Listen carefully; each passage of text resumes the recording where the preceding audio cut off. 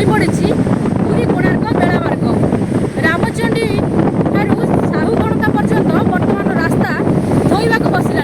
आज समुद्र में उच्च जुआर आसवा फल धीरे धीरे रास्त पाणीमाड़ है जहाँकि यही रास्ता को नहीं बर्तमान प्रश्न आज सृष्टि होती।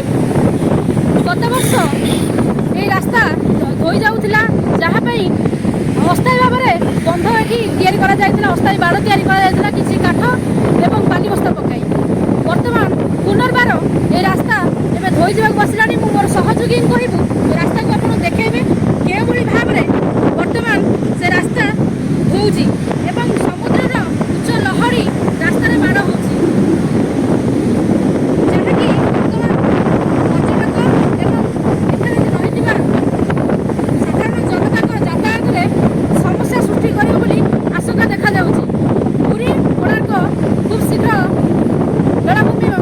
विच्छिन्न हो फल साधारण जनता बहुत असुविधार सम्मुखीन होवार आशंका सृष्टि करुच्ची।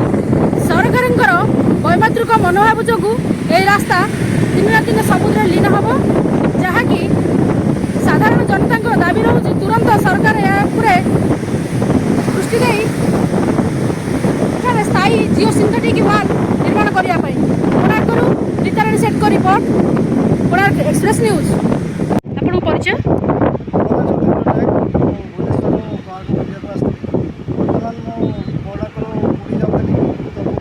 मेराइन ड्राइव रोड रे आगुरी ये दुआर माड़ी पूरा